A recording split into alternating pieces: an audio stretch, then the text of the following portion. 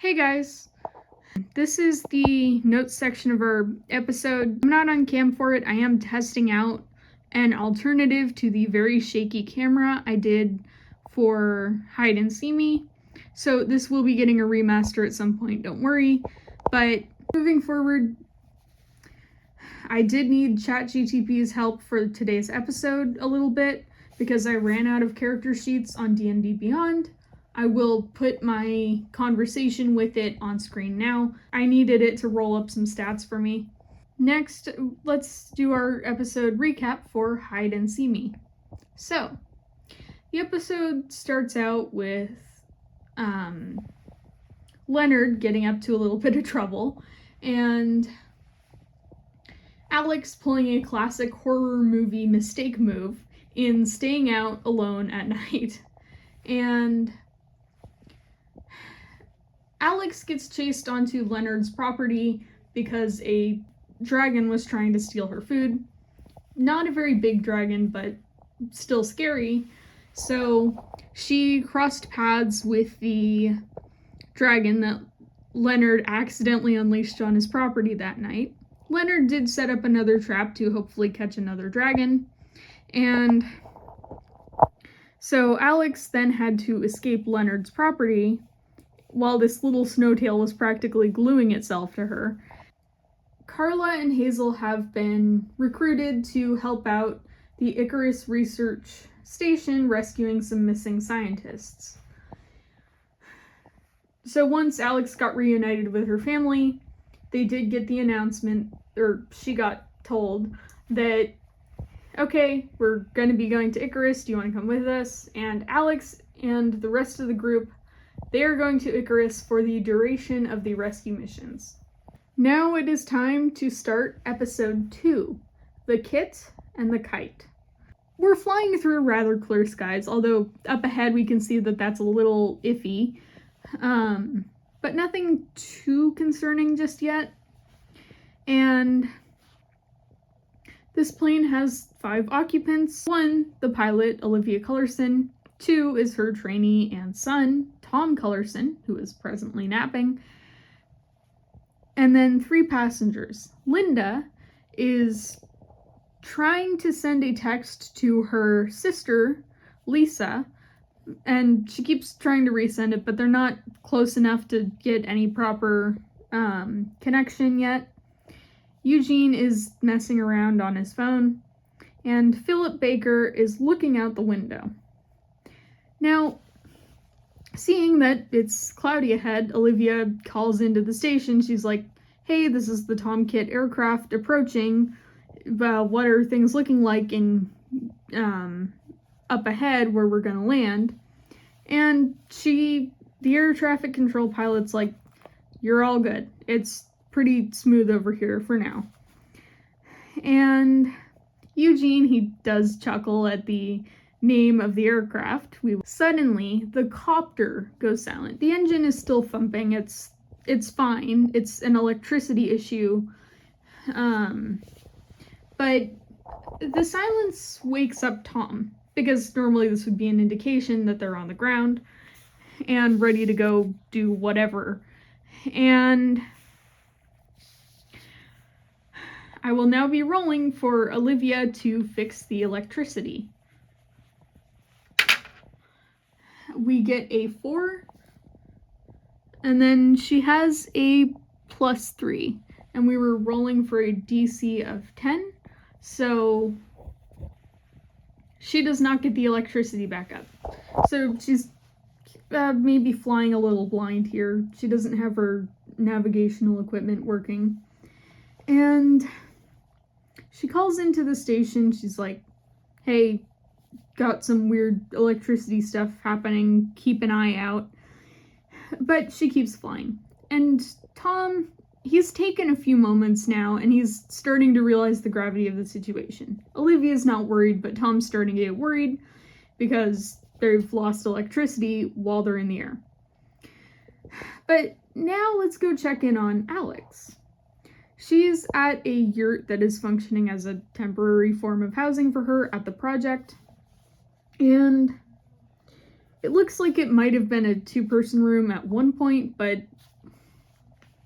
The other occupant has moved. She has the window open and she has a bowl of tahini dusted fruit by the windowsill. But she's on the other side at the desk and she's doing some programming. And she gets jump scared by an alarm. Alex flinches at this, obviously, and she stands up to go and shut the window. And she can look out and she can see that there are people running out to be on standby when the aircraft comes in. It's 9:43 according to her clock. 9:43 in the morning. So back at the aircraft, we will be rolling again to see if Olivia can get the power up on her tools again. We get a 16 on a requirement of 10, and with the +3 she has 19 on this. So she does get her tools up and running again. But okay, what's the deal? Well, it's time to introduce you all to a new 9 Realms dragon, the Stratostriker. It's pretty unique in that its wings don't have bones. Just structurally try to imagine that. It's built more like a glider than a traditional dragon. It has 4 pairs of wings. It's built a little bit like the Stormcutter, where it has a short-ish neck but a long tail. In this case, this dragon's tail splits into 2, with spines running down towards the end of it. Two of its wings are at the top of its body. Its main body sort of hangs under these 2 upper wings, and then the bottom wings are more on its chest or stomach area. If you wanted a good way to visualize this, think the Wright Brothers Flyer. This dragon has a very fluffy appearance in the form of many sort of quills or spines that give it a sort of beard that cover its neck, that split up its main body from its head and its main body from its tail. And this dragon does have a pair of legs that sit behind the wings, and they're separated from the tail by these quills and separated from the wings by more quills. It's a little bit like the Flightmare in that it has that glowy gimmick, although it's a bit more toned down since this thing's not eating from glowing algae all the time. This dragon is acting as a living lightning rod. So it's flying through these clouds, which are a tad bit stormy now, and deliberately just taking in these electric bolts. Seems to affect its quills a little bit. They're standing up a little. This dragon's also targeting the helicopter a little bit. So it's a noisy object, so as it's flying through, anytime it gets close to this dragon who's bouncing around up in the clouds, it's getting thrown off by the noise, disoriented. And it got mad at this. One of these times, it accidentally nicks the tip of its wing on one of the copter blades. The Stratostriker and Olivia will now be rolling competing initiative. So the Strato has no bonuses to initiative. Olivia will have +1. Okay, so the Stratostriker gets a 16. Or no, I'm not changing it. That Olivia was supposed to first. Anyway, Stratostriker gets 16. Olivia gets 6. So no contest, even with the extra even with the bonus. So, the dragon's first order of business is to try and hit the helicopter with its breath attack, which it's a very bright mist that's really good at conducting electricity, but it's really just trying to use the mist right now, not the electricity. So, this fails the first time because it aims its mist at the headlights on the copter, which so Olivia doesn't have to roll anything here. And then the dragon tries another breath attack, this time aiming for the entire copter, because the dragon slows to examine the headlights more closely, and it thinks these must be eye spots, not actual eyes. So it douses this copter in its mist breath. So I will be rolling a Constitution with a DC of 10 for Olivia to not get, well, blinded by this. We get an 11, and with a +1, that's 12. So she passes. The dragon doesn't understand why this copter is just continually flying, so it decides to go for a mock charge. And it will need to roll a dex to correct itself. By the way, the dex DC is 10, and it has no benefit to its dexterity, like no modifiers. So, the dragon gets some distance and then dives towards the copter. And 17, so it passes its dex check to swerve and not hit the copter, but obviously the copter keeps flying, completely unaware. So, the dragon makes a massive turn. These guys are not particularly good at turning. And massive turn to make another mock charge. Once again, we are rolling a dexterity check to correct. Dragon gets a 2 and crashes into the helicopter.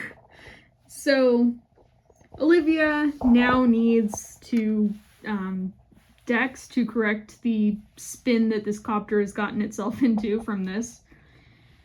And now the real fight is on. This dragon, it's done with its mock charges. So, Olivia gets a 12 when the requirement for dex was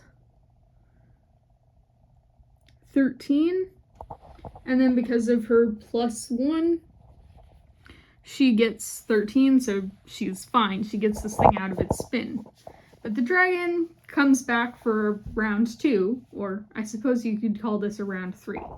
So, once again, we are rolling dexterity. Olivia has to roll dexterity to correct herself from the spin that this dragon has just pushed them into for a second time.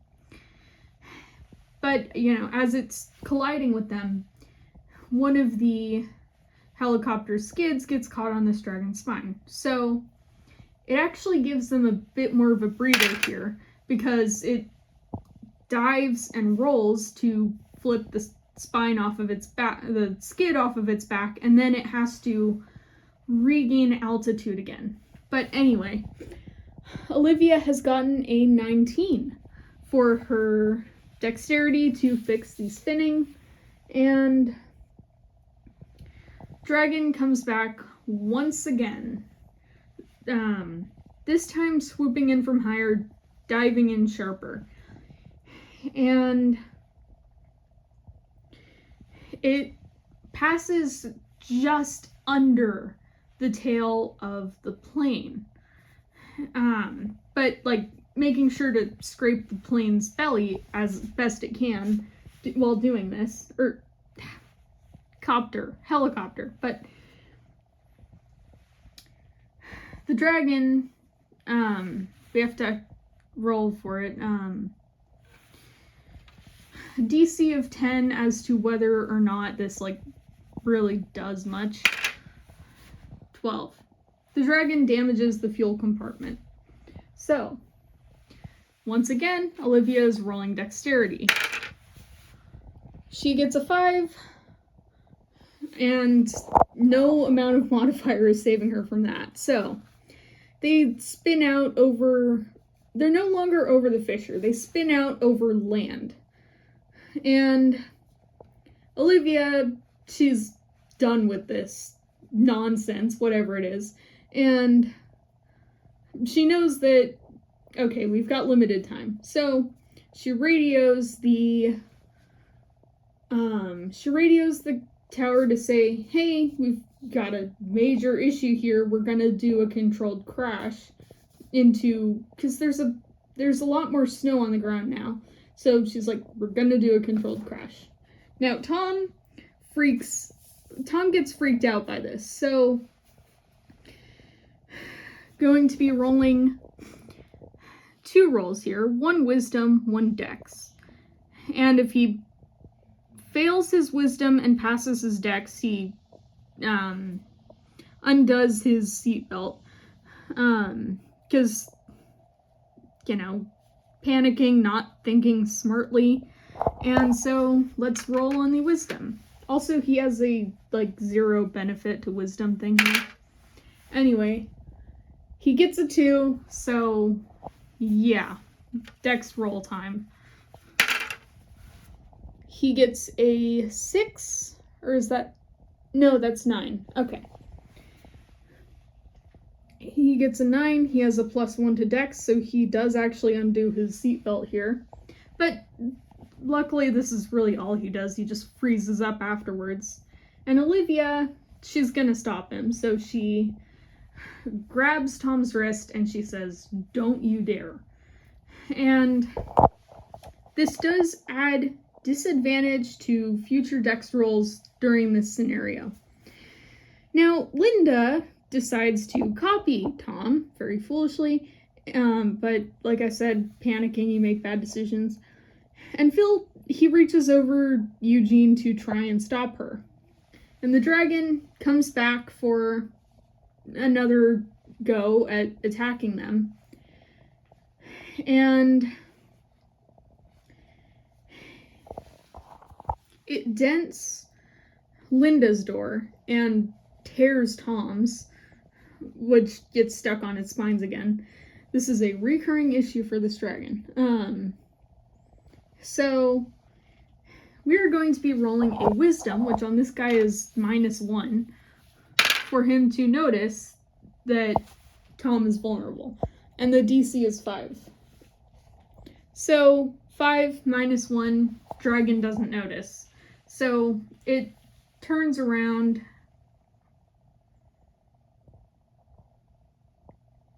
and comes back for another go. Now we're going to roll dex for it to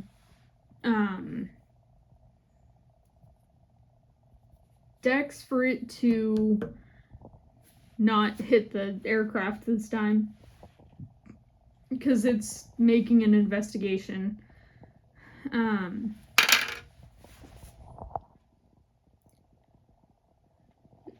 Which one is that? 9. And we'll set it at... I did not plan for this. We'll set it at 10. So, dragon still bangs them up a bit, and it hits Linda's door. So we'll give it another investigation chance, though.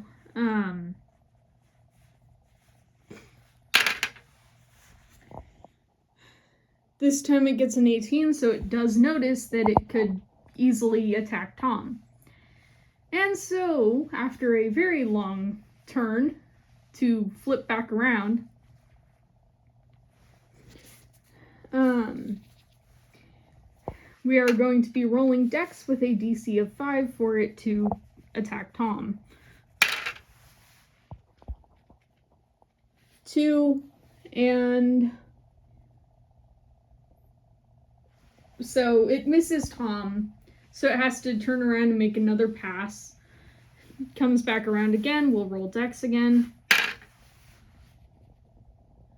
Gets a 20, so it pulls Tom from the copter, from Olivia's grasp, and it tosses him into the air. Now the dragon, it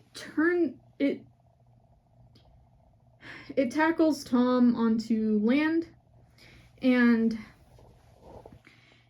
it is about, Tom lands in a pile of snow, so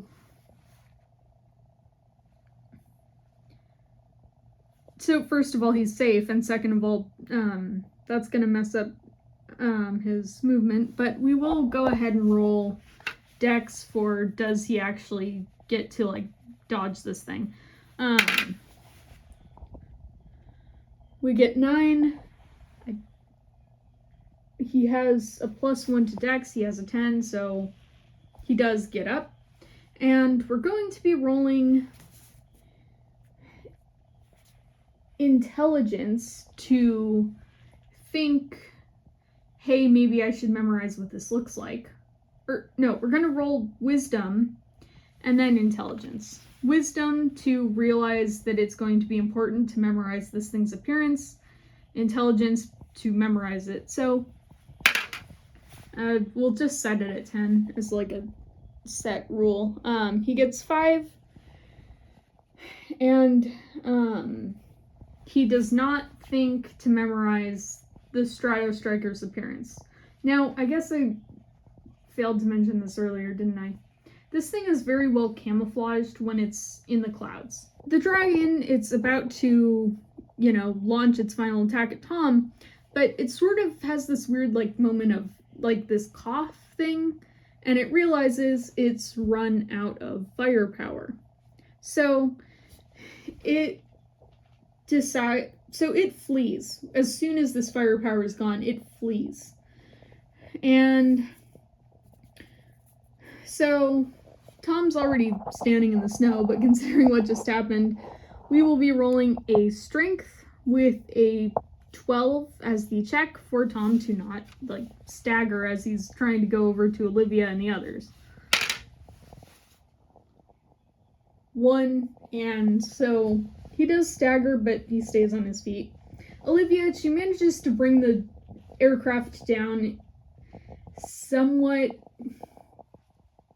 She manages to bring the aircraft down into a pile of snow so that they're all fine. She gets out, she runs to Tom.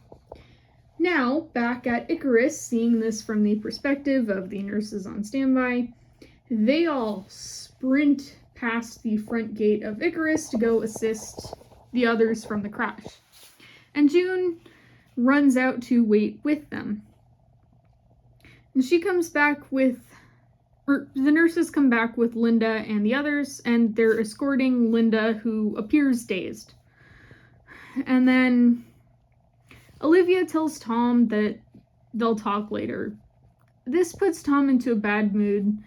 June's wearing an astrology hairpin, which he decides to give a judgy look. June notices, and she rolls her eyes, but she does take her hairpin out of her scarf and stuff it in her purse.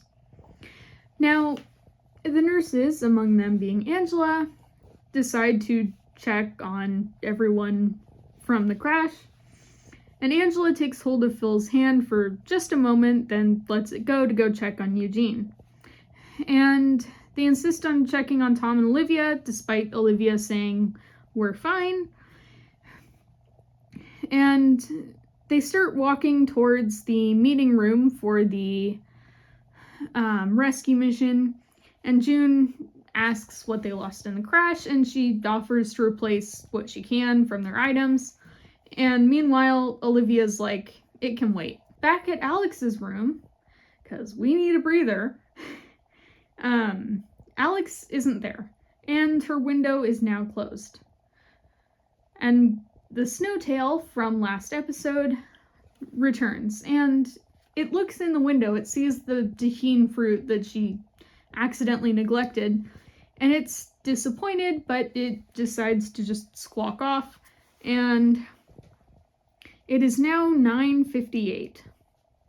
At the meeting room, Phil pokes his head in and he signals to Lisa, and we'll be rolling a perception for her to notice that he's there.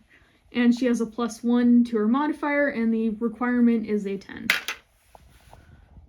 She gets a 16. She notices Phil without needing him to say her name, and so she goes out to see what is up, while Olivia and all the others go in. There's a grumpy-looking woman, Wilma Sletkin, looking at a map on the table, and she doesn't even look up at the others as they come in. She's just like, there's 5 scientists missing in the fissure. We need to send a rescue team in and get them out, hopefully, before high tide, because the fissure floods at high tide and all the water pours into this crevasse. So it's going to be way too dangerous to be trying to do anything once the high tide comes in. And back to Phil and Lisa. We are going to be contesting Phil's charisma with Lisa's will. Lisa wants to know who the pilot and co-pilot are who, in her eyes, mishandled the crash and caused Linda to get injured. And Phil is like, just don't go too hard on them, and don't go too hard on the kid, especially, please. So Phil's charisma, which has a +2 modifier, versus Lisa's will, which has a +1. Phil first. 6 + 2. That is not looking good. And then Lisa. 14 + 1. So, yeah, she's not keeping her mood in check. They go in, and Philip informs everybody, we're going to need an extra volunteer for this rescue mission. And Lisa, she does not try to be quiet when she sort of mutters, maybe 2. Phil doesn't react to this, but he does go to sit next to D'Angelo and Angela. And D'Angelo zips up his jacket when Phil sits next to him, and I will be having Phil roll insight with a requirement of 10 for whether or not this is weird. He gets an 11. He thinks it might be weird. Now, the group starts trying to decide who's this extra person that they're going to add. They kind of just ignore Linda's sister's comment, because obviously priorities. And some of them want D'Angelo to join them. And Phil has no context for why they want D'Angelo joining them, but he's not enthused by it. D'Angelo isn't either, as it turns out, because he says, I am not going back there. And Phil gets a concerned look on his face, but Angela mouths to him later. Other people, however, want to bring Alex along with them, as she's an expert on their equipment, or on the programming side of their equipment. And Alex wants to say no. So we will be rolling 1 will and 2 charisma for her to deny this. So, both have a requirement of 12, by the way. All 3, I mean. So, 15 on will. Sure, we're looking good there.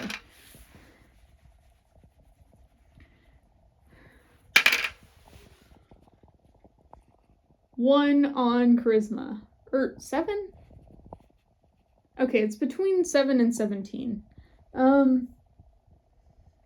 +2. Okay, we'll go 7 just because I accidentally thought it was a 1.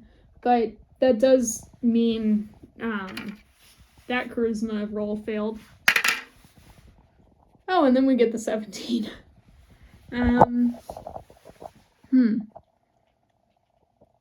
Okay, well, Carla and Hazel step in to be like, absolutely not. You're not bringing our daughter into this super dangerous situation on a whim. Tom decides to speak up here, and he's like, I could go. He claims that he wants the training experience in caving rescues. And we'll go ahead and roll a charisma with a requirement of 10 to see how many people he ticks off. Oh, okay. Just Linda's sister then.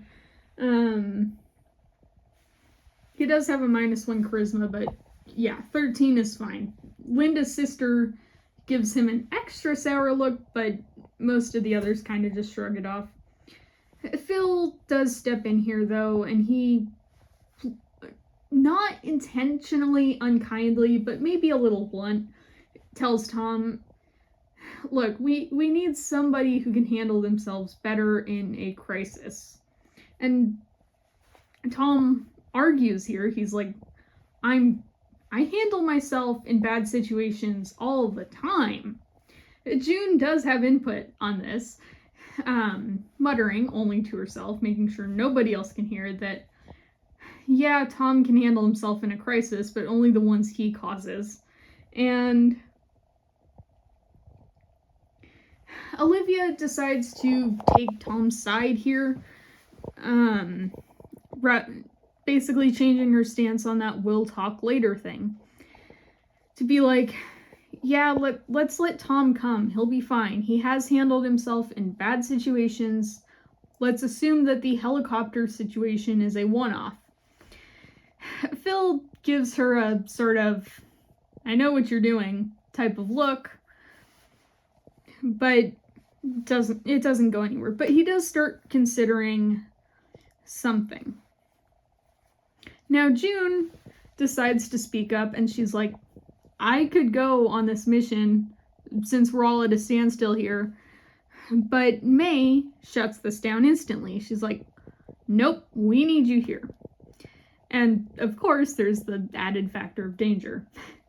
But June redirects and uses this to speak in Tom's defense of, well then, Tom is the only one who actually wants to go on this rescue mission with you guys, so you should just bring him. And we will have her roll a charisma check of +2, or charisma check with a requirement of 12, and she has a +2. That is 11 plus the 2 that she got, that's 13. So, wow, Tom's going on the mission.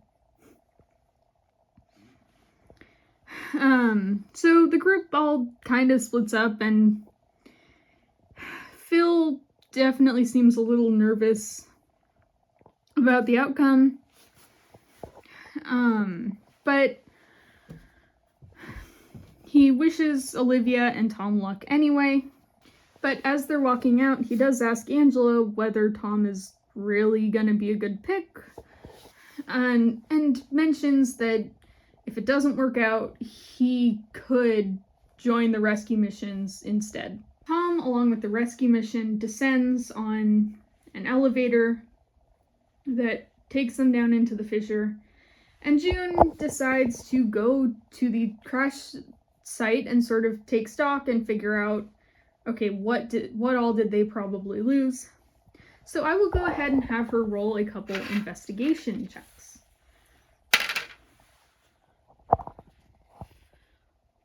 We get a 17.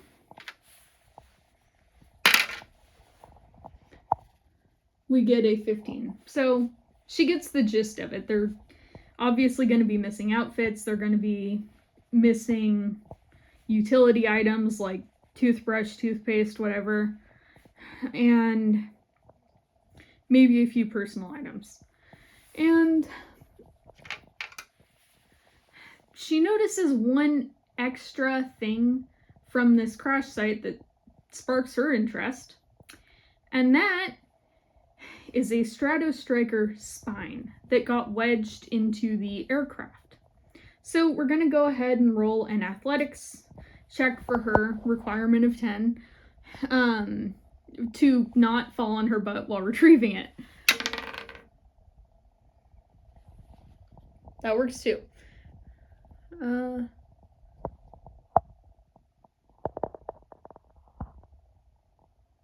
on. Okay. So she gets a 2.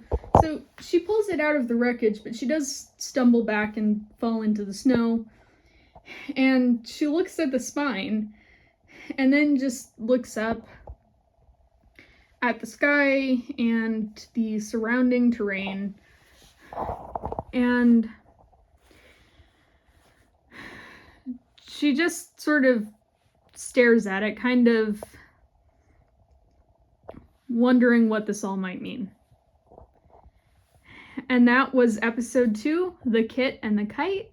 So thank you all for watching, and have a good night.